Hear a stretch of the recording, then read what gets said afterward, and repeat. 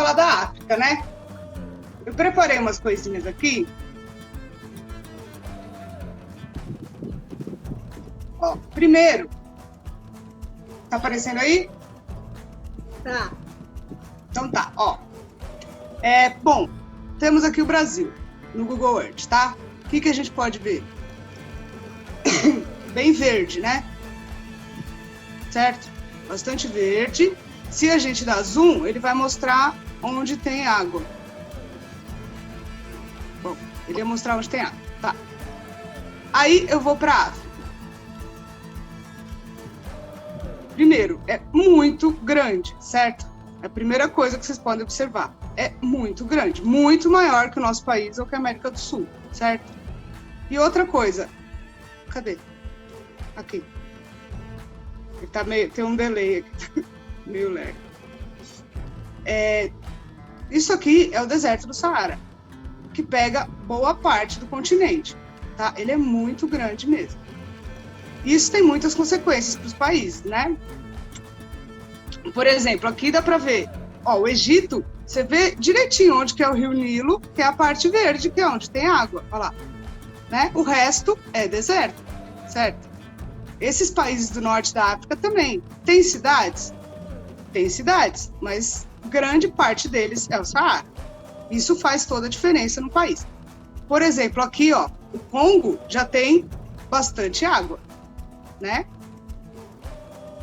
Isso é a primeira coisa que a gente precisa pensar, os aspectos naturais da África, né? E tem países enormes, tem países pequenininhos, como esses aqui, certo? Tem países bem... bastante água, vegetação, tem países que não tem quase nada, então a diversidade natural já é grande na África. Mas a gente vai ver aqui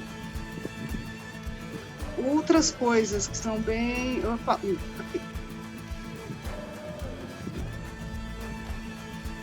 Bom, são 1 bilhão de pessoas vivendo em 54 países. Tá aparecendo aí? Tá aparecendo só Tá o vendo mapa, o Word.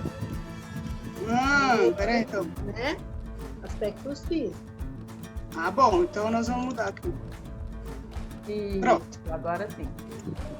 Então, 1 bilhão de pessoas vivendo em 54 países. Né? Tem uma campanha agora de que a África não é um país.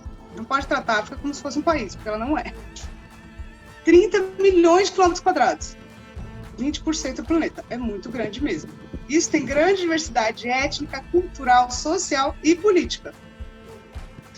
E tem o problema da pobreza. Por quê? Dos 30 países mais pobres do mundo, o que é ser mais pobre, né? Tem mais problema de saúde, subnutrição, analfabetismo, baixo educativo. 21 dos 30 mais pobres estão na África. Então, tem alguns países com padrão de vida mais ou menos, mas não tem nenhum país desenvolvido mesmo na África. E por que acontece isso? É porque eles não têm água? Não é. Olha lá, isso aqui é o mapa do IDH. O IDH, não sei se vocês lembram, é o Índice de Desenvolvimento Humano. Que, enfim, ele tem vários problemas, que ele é uma média, né? Vocês podem ver, o Brasil tá lá, tá laranja, tá numa situação boa. Mas tem lugares do Brasil que tem o IDH menor que 0,48. Tem lugares do Brasil que tem o IDH maior que 0,88. Mas ele dá para ter uma noção de que a África, realmente, a situação desses países aqui do sul, do Saara, é bem ruim, né? E tem países, inclusive, que a gente não tem dados. Não tem dados, porque não tem pesquisa. De tão precária que é a situação. E por que tudo isso? Vocês sabem que a Europa colonizou a África, né? Vários países da África. Eles simplesmente dividiram a África entre eles. Eles quem?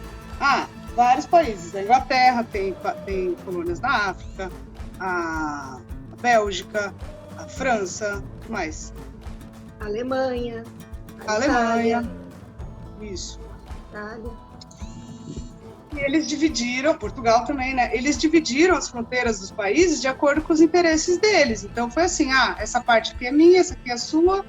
E eles não se preocuparam com a divisão que eles já tinham lá dentro das tribos, certo? Esse outro mapa aqui é a divisão étnico-linguística. Então, isso aqui é a divisão que seria o que eles já tinham antes dos europeus chegarem. E aí você pega, sei lá, ó, o Congo. É um país grande, a gente viu que é bem verde, tem bastante água. Mas olha quantos povos diferentes tem aqui no meio. E aí você falar para eles, olha, vocês agora são um país, vocês têm que decidir quem manda, vocês têm que ter leis. E eles têm países que têm conflitos internos por isso. Se você tivesse respeitado as fronteiras, feito disso aqui um paizinho,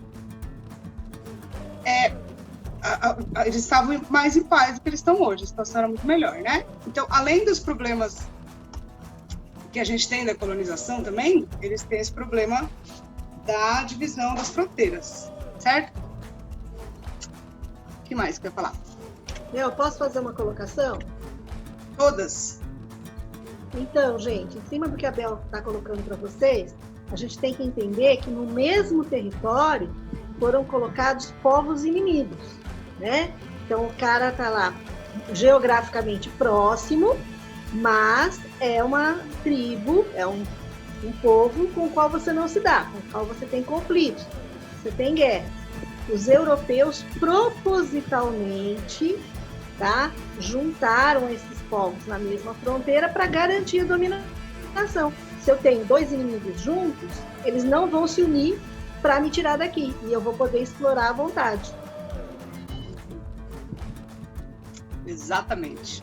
Vamos lá, Bel. E aí eles se desgastam muito brigando entre eles e não tem a união que você precisa ter para, né, ter um país e viver em paz. Aí a gente divide mais ou menos, a África tem vários jeitos de regionalizar, né? Por ser tão diversa, assim, a gente pode dividir por várias coisas. Uma divisão que se faz é a África Islâmica, que é ao norte do Saara, tem forte influência dos árabes, porque eles andaram bastante por ali, tem bastante riqueza acumulada pelo petróleo, então tem melhores condições de vida do que os países do sul da África, e do sul do Saara, né? E tem menos preservação da fauna e da flora, até porque também é bastante deserto, né?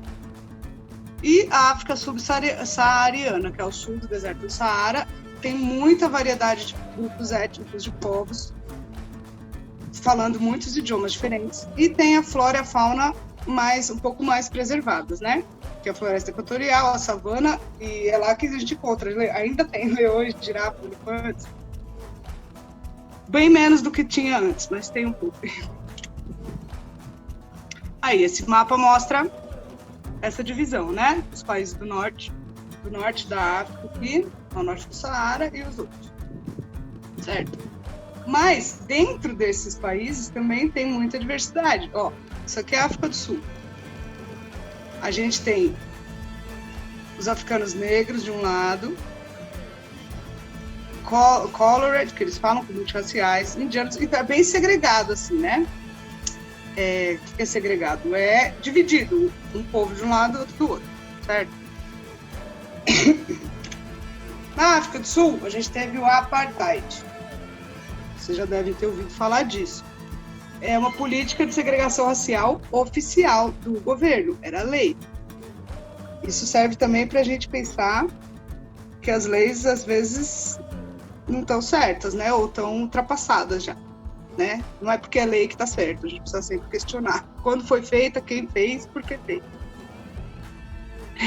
Quando esse partido aí chegou ao poder, novo Partido Nacional, eles dividiram assim.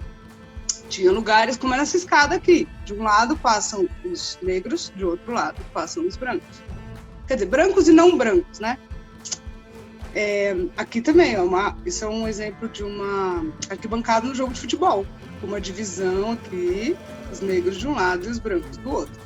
E os negros não tinham direito básico nenhum, assim. Não podia sentar no ônibus, né? Tem vários casos aí da discriminação racial. Na praia também era dividido, gente. É mesmo? Cotas, assim, separando as áreas na praia, onde podiam ficar só os descendentes de europeus, os brancos, e do outro lado os colored, que eram os outros povos, tá? Importante a gente lembrar que os brancos descendentes de europeus eram descendentes de holandeses e ingleses que colonizaram a África do Sul, e eles eram só 5% da população. Então, 5% da população dominava os outros 95%. Como que eles conseguiram? Só eles tinham as armas. Só eles tinham, né, o recurso de atirar para matar, tá? E no apartheid, os negros não podiam viajar pelo país, circular onde eles quiserem. Eles tinham passes que só autorizavam eles a ir para o trabalho e voltar. Não havia nem o direito de ir e vir, como a gente conhece aqui no Brasil. Caramba.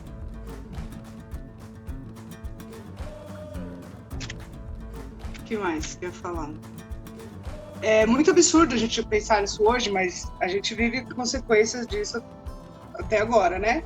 Tanto na África do Sul, quanto aqui, quanto nos Estados Unidos, sério. Parece muito distante na história, mas não é, porque as consequências estão aí. E, ó, 1948, foi outro dia, tá? Não faz nem 100 anos.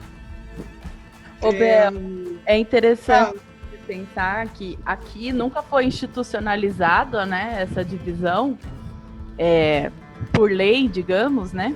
Pelo menos não recentemente, mas ela existe, né? Onde estão os negros, né, gente? Pensem aí vocês, nos ciclos sociais de vocês como brancos. Essas pessoas estão lá, né?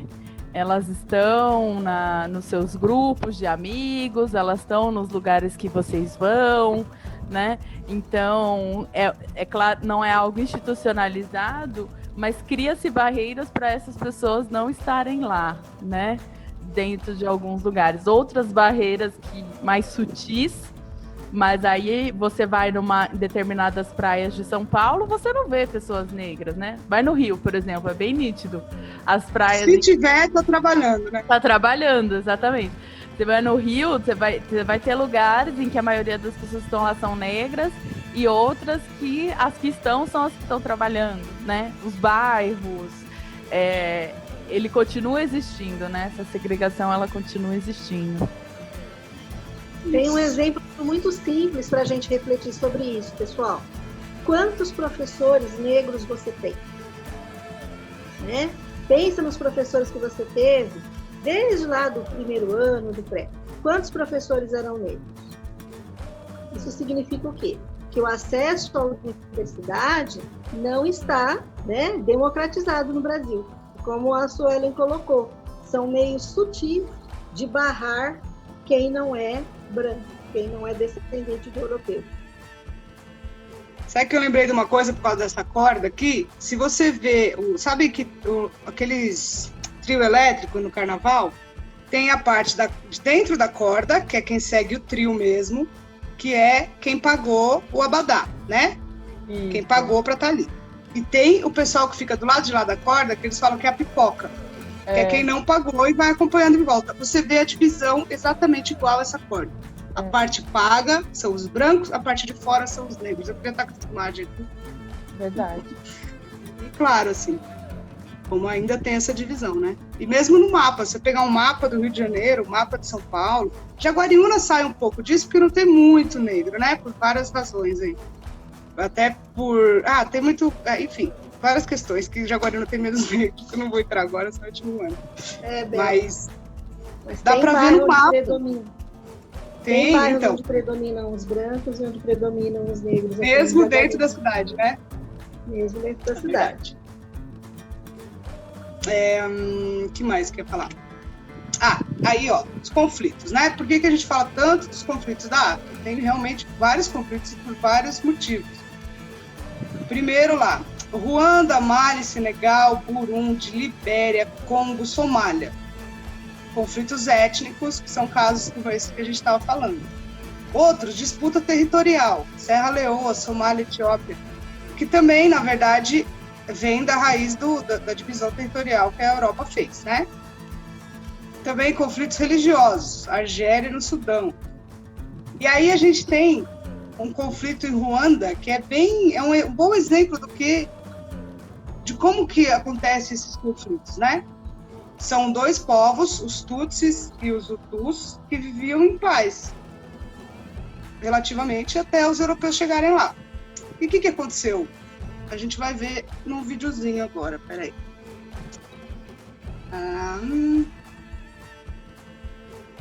que é esse aqui. Aqui. Esse vídeo, ele fala bastante, tem bastante informação, ele fala um pouco rápido.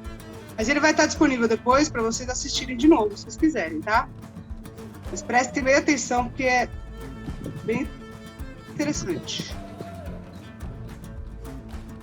Dá para ouvir, não? Tá sem som. Tá sem som. Tá indo? Sem som? Não, agora parece que tinha, mas tá baixinho. Tá baixinho? Então eu vou colocar meu microfone para cá, peraí.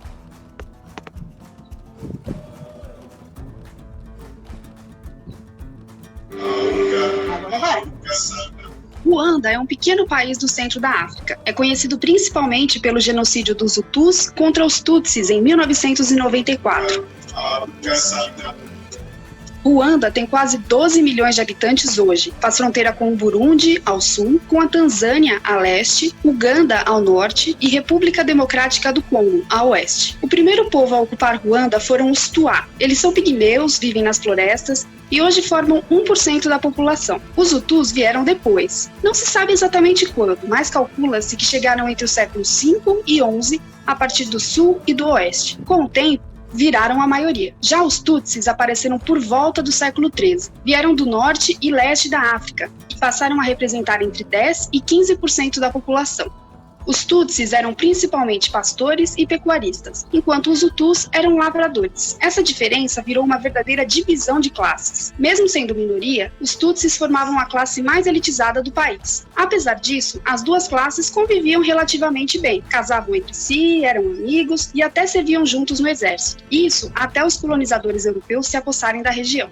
Os alemães foram os primeiros brancos a chegar em Ruanda, mas a presença germânica durou pouco. A Alemanha perdeu a Primeira Guerra Mundial e o controle de Ruanda passou para a Bélgica. Os belgas perceberam a divisão de classes entre Tutsis e Hutus e passaram a usar isso a seu favor. Para forçar uma rivalidade entre Tutsis e Hutus, os belgas usaram a teoria científica das raças e alegaram que os Tutsis eram superiores por terem traços físicos mais próximos aos europeus. Na verdade, os belgas manipularam a suposta diferença para usar os Tutsis. Os colonizadores mandavam os Tutsis subjugar os Hutus. Na prática funcionava assim: o belga açoitava o Tutsi e o Tutsi açoitava o Hutu. Essa situação alimentou a raiva e o rancor dos Hutus, que deram o troco depois que Ruanda ficou independente em 1962. Sob o argumento de que eram maioria, os Hutus passaram a governar Ruanda e a substituir líderes e políticos Tutsis por Hutus. Ao mesmo tempo em que o grupo extremista Poder Hutu ganhava espaço, um exército rebelde formado por Tutsis que fugiram para Uganda invadiu Ruanda. Esse exército se chamava Frente Patriótica Ruandesa e era formado por milhares de Tutsis que haviam fugido de Ruanda em massacres anteriores. Liderado por Paul Kagame, que mais tarde se tornaria presidente do país. Kagame havia estudado estratégia militar no exército americano e usou seus conhecimentos para comandar o grupo. A Frente Patriótica Ruandesa avançou pelo nordeste de Ruanda para tentar derrubar o então presidente Hutu Juvenal Habyarimana. O ataque foi a desculpa definitiva para a perseguição aos Tutsis. Apesar da irritação dos Hutus, o presidente Habyarimana cedeu a pressões internacionais e aceitou negociar um tratado de paz com a Frente Patriótica Ruandesa em 1994. O tratado enfureceu o Poder Hutu, mas o presidente foi para a Tanzânia para assinar. A viagem acabou em tragédia. No voo de volta, o avião em que estava o presidente foi abatido por um míssil e todos os passageiros a bordo morreram. Até hoje não se sabe quem derrubou a aeronave. O atual governo de Ruanda diz que os próprios Hutus mataram o presidente para terem um pretexto para fazer o genocídio e acabar com os Tutsis. Já uma investigação conduzida pela França é inconclusiva. O fato é que, na época, o ataque acabou atribuído aos Tutsis. O Poder Hutu assumiu de vez o controle do país e começou o genocídio poucas horas depois da derrubada do avião. Pelo rádio, nas ruas e incentivados por milícias paramilitares, os Hutus eram conclamados a matar Tutsis. Virou um massacre generalizado, em que vizinhos matavam vizinhos usando facões e outras armas simples. Estima-se que em 3 meses, entre abril e julho de 1994, quase 1 milhão de Tutsis tenham sido mortos. Na época, Ruanda tinha aproximadamente 1.250.000 habitantes Tutsis. A ONU e a Bélgica tinham soldados em Ruanda na época, mas quase todos se retiraram depois que 10 oficiais belgas foram mortos. Já os Estados Unidos haviam acabado de sair de uma intervenção mal sucedida na Somália e não queriam se envolver em mais um conflito africano. Os franceses mandaram soldados para tentar criar uma zona segura dentro de Ruanda. Não apenas não conseguiram, como até hoje são culpados pelo governo ruandês de cumplicidade com o massacre. Bem mais disciplinada e organizada do que os soldados e milícias do poder Hutu, a Frente Patriótica Ruandesa avançou e venceu a guerra, dando fim ao genocídio. Só que aí, milhares de Hutus, com medo de revanche Tutsi, fugiram para os países vizinhos. Entre os Hutus refugiados estavam integrantes do poder Hutu e das milícias que promoveram o massacre. Muitos desses assassinos só foram julgados muitos anos depois, quando voltaram para Ruanda ou foram capturados. A Frente Patriótica Ruandesa assumiu o poder com o fim da guerra e promoveu as primeiras eleições diretas para presidente em 2013. Kagame, que já havia sido eleito pelo parlamento em 2000, venceu a disputa. Novas eleições aconteceram em 2010 e Kagame foi reeleito com 93% dos votos. O tamanho da vantagem de Kagame virou um motivo de discussão sobre uma possível fraude na eleição, mas nada foi comprovado. Ruanda se reergueu de maneira impressionante após a guerra. Os termos Tutsi e Hutu foram abolidos da carteira de identidade. Negar o genocídio virou crime e começaram os julgamentos. Internamente, Ruanda criou tribunais especiais para julgar os acusados pelo genocídio. Esses tribunais eram chamados de Gakaka. Entre 2002 e 2012, eles julgaram quase 2 milhões de pessoas. 30% delas foram absolvidas, 10% condenadas à prisão perpétua e quase 60% sentenciadas a apenas de 5 a 25 anos de prisão. Apesar da eficiência, as Gakakas foram criticadas por órgãos internacionais pela falta de profissionalismo. Isso porque os juízes eram membros de comunidades locais que muitas vezes não tinham qualquer formação em direito. O governo se defende dizendo que era a única maneira de julgar tanta gente e tantos crimes. Por outro lado, Ruanda melhorou muito social e economicamente. O país investiu em tecnologia, produção agrícola, turismo e infraestrutura e reduziu a pobreza de 59% em 2001 para 44,9% em 2011. A economia cresce cerca de 8% ao ano. O PIB per capita quase triplicou em 20 anos e a taxa de alfabetização é de 71%. Apesar de liderar todos esses avanços, Paul Kagame não é nenhuma unanimidade. Ele é idolatrado por muitos ruandeses como o homem responsável por parar o genocídio e desenvolver o país. Mas, ao mesmo tempo, recebe críticas de organizações internacionais que o acusam de governar o país de maneira autoritária. Kagame também é criticado por estar há quase 2 décadas no poder e por não punir Tutsis acusados de matar Hutus após o genocídio.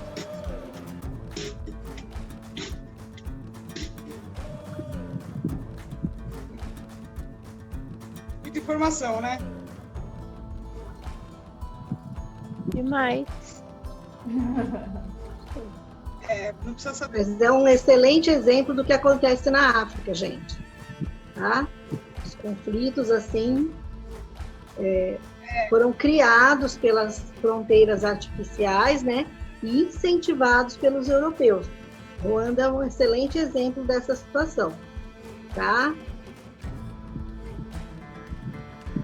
Vocês têm algumas perguntas para fazer para a gente? Querem comentar alguma coisa, perguntar alguma coisa? Sem dúvidas? Tá tudo tranquilo? Quando os franceses foram para lá, eu não entendi, eles foram culpados de quê depois? Quando os franceses foram para lá para colonizar, perdão, eles foram lá como uma força de paz, você diz? Isso. Durante a guerra? Então, a intenção era, né, criar dividir o país não oficialmente, não criando uma fronteira, mas fazer a defesa de uma área onde os tutsis pudessem ficar em segurança, tá? Mas, gente, o que acontecia? Como eles viviam dentro daquele país, muitas vezes estavam em aldeias vizinhas, né? Os caras invadiam a aldeia com facões e matavam todo mundo, tá? Eu lembro de um jornal nacional que assisti, né? Em que estava um cara andando na rua, isso foi filmado por um jornalista, então tinha uma pessoa andando na rua. Aí ele viu que virou a esquina um pessoal, né? Ele era Tutsi, e virou um pessoal que era o Hutu. Ele deu as costas e começou a correr, mas alcançaram ele, tá? O cara foi alcançado e os caras começaram a agredi-lo ali, inclusive com facões. Isso apareceu no jornal, aconteceu realmente. Era assim, o próprio vizinho atacando o vizinho, né? O que é um genocídio? O sídio é de morte, né? De você matar alguém. Gen é de povo. Então foi ali, intencionalmente, havia a ideia de se eliminar todos os tutsis de Ruanda. Lembrando que o país vizinho, Burundi, também tem tutsis e hutus, tá? Também passou por um processo semelhante, só que lá era o inverso, né? Enquanto em Ruanda os hutus mandavam nos tutsis, em Burundi eram os tutsis que mandavam nos hutus. Como isso foi organizado? Pelos colonizadores europeus. Tá? Seria mais ou menos como você colocar o pessoal num estádio de futebol e não separar as torcidas, tá? Colocar as torcidas juntas, né? Propositalmente para sair a briga. Né? Não, põe os caras juntos lá, vai sair violência, vai sair o quebra-pau, e aí a gente se livra dos mais fortes, vamos dizer assim. Né? Isso tudo, o europeu fez isso, e aí o europeu falou assim, nossa, eu estou fazendo essa maldade, eu estou me sentindo culpado. Não, gente, eles tinham a ideia de que o povo europeu era superior. Né? Havia cientistas no início do século passado, nos anos 30, que escreviam livros sobre isso, sobre a superioridade do europeu em relação aos outros povos. Isso foi apropriado, né, inclusive pelo nazismo e o fascismo na Itália e na Alemanha. Tanto que a colonização, a exploração da África tem tudo a ver com as 2 guerras mundiais. Vocês já estudaram isso, né? Sei que é assunto desse ano. Tem muita informação de novo, né, Isabel? Como é que chama? O atual governo de Ruanda. O atual governo de Ruanda, ele é presidencial, vocês sabem? Ou não? Eu não sei nem como que é, né? Mas é uma ditadura, né? 20 anos já. Vamos dizer assim, o cara foi eleito, né? Olha só, 93% de votos em 2010, né? Ele é sempre eleito. Então, cara, olha que unanimidade. Isso é muito estranho, né? Entendi. Como chama o filme, gente, que fala sobre... Hotel Ruanda? Hotel Ruanda, né? Hotel Ruanda é sobre isso. Tem esse filme também. Quer ver? Eu vou mostrar aquela foto do Salvador. Mas, então, basicamente, os europeus criaram todo esse conflito para tirarem os mais fortes, para eles governarem e ter poder. Para poder explorar. Isso aí aconteceu em todos os países, praticamente, Isabelle. Então, veja bem, eu sou um país europeu. A Europa está passando pela Revolução Industrial, né? As colônias americanas conseguiram a sua independência. Brasil, Estados Unidos, México, né? Eles fizeram seus movimentos de independência no século XIX. Aí, de onde que a Europa ia tirar matéria-prima para suas fábricas sem pagar o que essas matérias-primas valiam, né? Como que eles iam conseguir continuar produzindo em larga escala nas fábricas na Europa, com matéria-prima que eles precisavam, né? Sem pagar um valor justo? Dominando, tá? Só para você ter uma ideia, as colônias portuguesas da África, né, Angola e Moçambique, só conseguiram a independência nos anos 70, 1976, 1977, pleno século XX, tá? Durante quase 80 anos, eles eram colônias ainda. Ou seja, não tinham um governo próprio, né? Não tinham uma moeda própria, eles eram dominados por Portugal.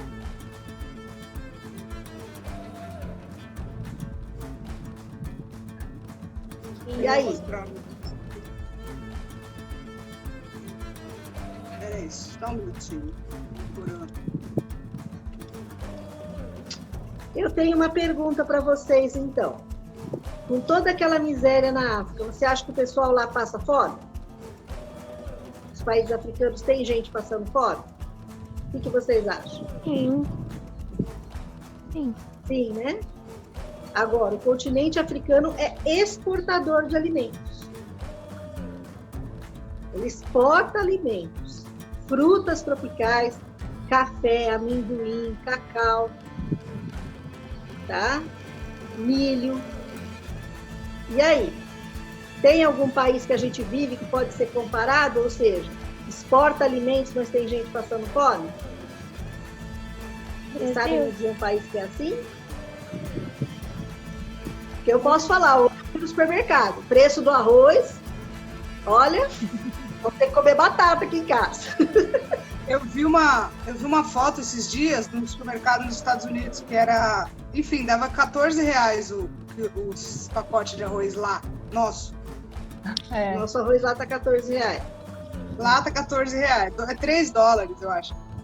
E aqui, o povo não consegue, a gente acha caro e a gente ainda tem salário, tá numa situação mais ou menos. Você pensar que não tem, né? Muito complicado. É questão de prioridades, né? O Henrique estava falando isso agora na aula do 8º ano, em como é mais vantajoso, né, para as indústrias vender agora, porque o dólar está alto. Então, eles preferem exportar para ter mais lucro, e aí a gente paga um preço altíssimo por produtos básicos como o arroz. Eu vou mostrar essa charge aqui, que eu acho que é bem interessante, que é você tirar tudo da África e leva para a Europa e para a América do Norte. Na verdade, aqui também tinha que ter um buraco no lugar da América do Sul, né? Sim. E fica um buraco depois, né? Não tem como não ficar um buraco. E essa aqui, oh meu Deus, tá indo um monte de coisa, nada a ver. Aqui, a foto que eu falei. Essa parte aqui do meio é a parte paga do carnaval, certo? Todo mundo paga lá, nem sei quanto custa, não faço ideia quanto custa um abadá, é bem caro. É caro. É caro. Essa parte da paga, essa é a parte que a gente chama de pipoca, que é onde não se paga para entrar. E a parte negra é a parte branca. Eu acho que essa imagem é bem... Nossa, parece bastante aquelas do apartheid, né? É perfeita. Bem clara mesmo. Nunca tinha visto sob esse ponto de vista, Bel. Eu também não. Eu lembro de ver no carnaval, assim, depois do carnaval ver essa imagem, agora eu vou procurar. É bem claro, né? Que a gente aqui não tem um apartheid por lei, mas a diferença social é tão grande que é isso, dá para ver na imagem. Como quem tem a pele negra, os negros são mais... É a consequência de tudo isso que a gente estava falando, né? Que a nossa colonização não é igual a da África, mas em várias coisas é parecido. Se a gente estudar, pessoal, realmente a nossa história, a escravidão, como ela influencia na nossa vida hoje. Nós temos que lembrar que o Brasil tem pouco mais de 500 anos, certo? Durante quase 400, nós fomos um país escravocrata. Então, vamos dizer, vamos imaginar você tem, digamos, 13, 14 anos, certo? Durante 10 anos, você conviveu com pessoas que eram a favor da escravidão. Qual que vai ser a sua cabeça hoje? Você vai ser a favor ou contra a escravidão? Né? Então, é um país onde o trabalho não é valorizado no Brasil. As pessoas, qual é o sonho das pessoas? Ganhar na loteria para parar de trabalhar. Por quê? Porque o trabalho não é visto como algo que faz bem, e ele faz. Tá? O trabalho faz muito bem para a pessoa, mas isso não é visto no Brasil, por conta do período da escravidão. Né? Outra coisa que hoje é proibida, mas era muito usada para você, no Brasil, para você eliminar os negros das melhores oportunidades de trabalho. As pessoas pediam currículo, né? Envie o seu currículo com foto. E nos anúncios de emprego que saíam nos jornais, era colocado que a pessoa tinha que ter boa aparência. Né? Então, o que significa boa aparência? Talvez signifique que a pessoa tenha cabelo liso. talvez signifique que a pessoa tenha pele clara, né? Eu posso falar por uma experiência pessoal. Na adolescência, eu fui procurar meu primeiro emprego, baixinha de cabelo crespo. Consegui o trabalho e fui trabalhar, ganhando um salário mínimo, né? 3 anos depois, a minha irmã chegou na mesma idade que eu tinha e foi arrumar emprego. Ela arrumou um emprego ganhando 2 salários mínimos. Por quê? Ela era alta e ela tinha cabelo liso. Então, é a questão da boa aparência. Eu ia só mostrar isso aqui. Eu até acelerei. Vocês lembram que a gente viu? Quem tem aula comigo, eu mandei uns infográficos animados. Lembra que ficava mudando? Isso aqui é igual. Cada pontinho desse é um navio trazendo pessoas escravizadas da África para a América.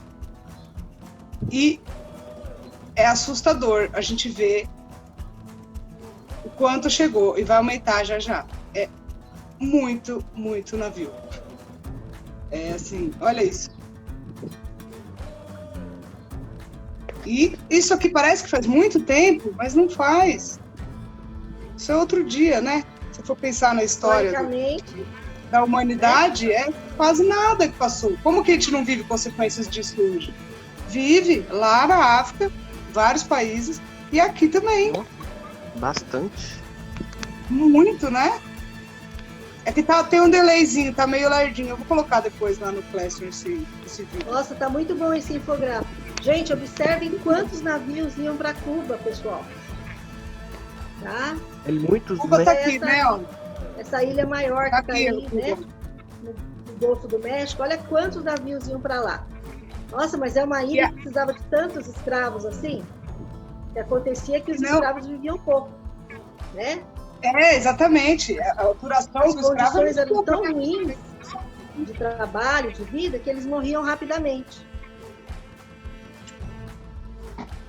E quando começaram a falar em acabar com a escravidão, a coisa ficou mais rápida, mais navio, depois foi diminuir, sabe? Isso eu reparei também. A hora que você começa a falar 1800, começa a falar em fim da escravidão,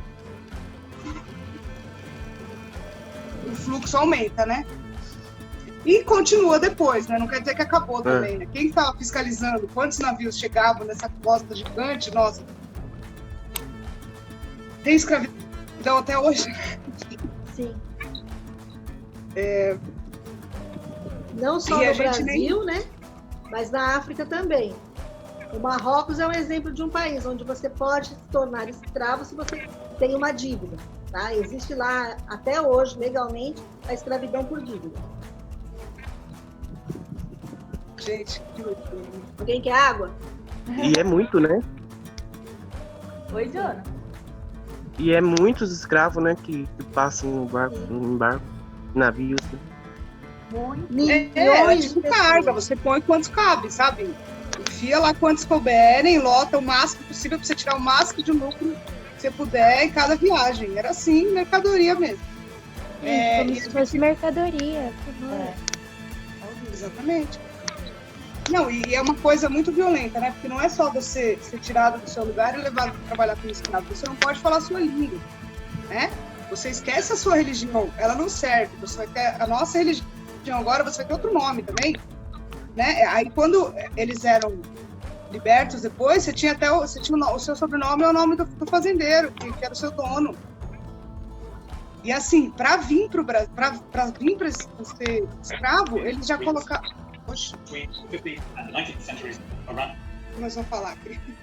Eles colocavam pessoas que tinham idiomas diferentes juntos, justamente para não poder conversar, não poder se rebelar. Eram assim várias estratégias terríveis de dominação e que assim, a gente nem imagina o que é, né? É ruim você trabalhar num lugar que você não pode, sei lá, no banheiro a hora que você precisa, é horrível. Mas era uma coisa assim, que banheiro? Você vai no banheiro, imagina, cara, não existe isso, entendeu? Não existe parar para comer, são coisas terríveis. E outra coisa que eu queria falar só, que a gente precisa lembrar que a África não é só isso, né? Que também é uma riqueza cultural e tem cidades grandes, enormes, tem muita coisa acontecendo lá que a gente não fica sabendo, não chega aqui, nada de notícia. Você não vê, tem um monte de país aqui Pô, eu estudei bastante, de país que eu nunca ouvi falar, até agora na África. É. Não tem notícia, não tem, no máximo algum vai pra Copa, sabe? A gente fica sabendo o nome do país, ou quando tem algum acontecimento muito diferente, mas a gente não sabe notícia nenhuma. Observem no jornal as notícias de coronavírus. Nunca, é raríssimo mencionar alguma coisa sobre os países africanos. Parece que lá tá em outro mundo e nada tá acontecendo. Mas tá acontecendo, como tá acontecendo no mundo inteiro. Mas não é notícia, né? Sim. Ninguém fica sabendo. As guerras que estão acontecendo lá. A África só aparece quando tem uma epidemia só lá. Que começou lá, né? Só aparece a África só aparece no noticiário quando tem uma epidemia só lá. Entendeu? Aí é o ebola, né? E por aí vai. Antes da Copa do Mundo, por exemplo, a gente nunca tinha ouvido falar da Zika e da chikungunya. E isso lá é como a dengue aqui no Brasil, gente. Né? São milhões de pessoas infectadas.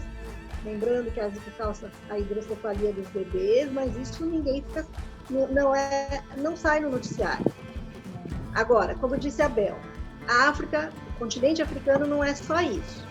Né? Por exemplo, o único hotel do mundo que tem 6 estrelas, tá? O máximo de estrelas, se dá um hotel pelo luxo, pelo atendimento, são 5. Existe na África do Sul um hotel que é o único 6 estrelas no mundo, tá? E é num país africano. O que tem nesse hotel de tão esplendoroso assim para ele merecer 6 estrelas? As torneiras nos banheiros são de ouro, né? E a gente tem, por exemplo, na África, excelentes universidades que formam médicos, dentistas, professores, como a gente tem no Brasil. Só que o pessoal se forma na África e consegue emprego na Europa e vai embora. Tem mais médicos de alguns países africanos trabalhando na França do que no próprio país onde ele se formou. Ah, professora, mas por que ele abandona o seu país?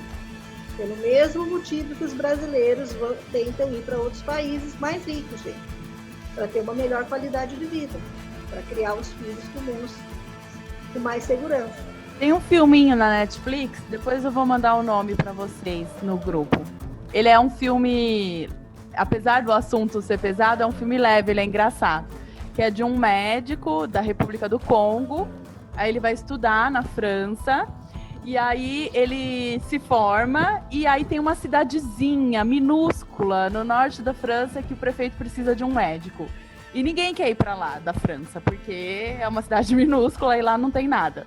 E ele vai e leva a família dele, ele é a única pessoa negra na cidade inteira, ele e a família dele. E é muito legal, assim, a história, vai toda a família dele visitar, e aí o conflito de culturas, eles vão na igreja, e aquela igreja silenciosa, né, os franceses muito quietos, assim, chega a família dele fazendo barulho, cantando alto.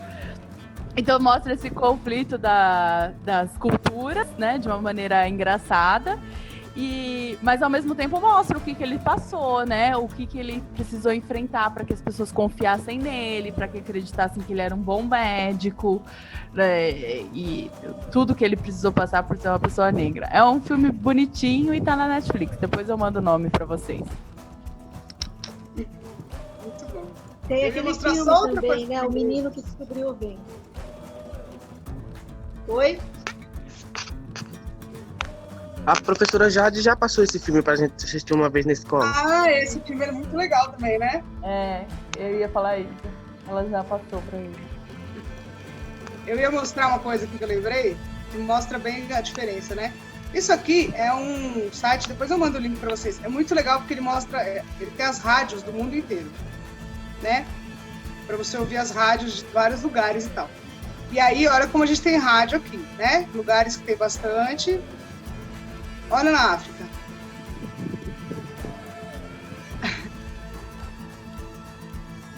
Tem lugares que simplesmente não tem. Não tem quase nada, tem pouquinho, né? Tem bem pouquinho. E por quê? Não tem rádio? Talvez tenha, mas não está nem cadastrado, entendeu? Porque tanto faz. Porque, na verdade, não importa. A gente está preocupado é com usar as rádios da Europa, olha lá quantas. Né? Olha a diferença. É bem legal esse site, é bem legal para você ouvir.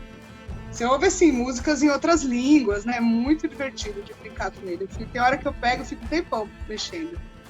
Porque é muito curioso de ver as rádios dos outros países. Eu não vou nem colocar o som agora, porque senão eu só queria mostrar a diferença da quantidade. O mapa de luzes também, se você vê, né, onde tem mais cidades, onde tem mais iluminação, também é assim, é um grande vazio na África.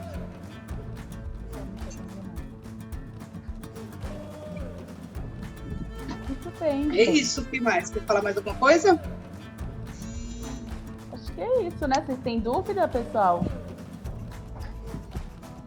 Não? Não. Bom.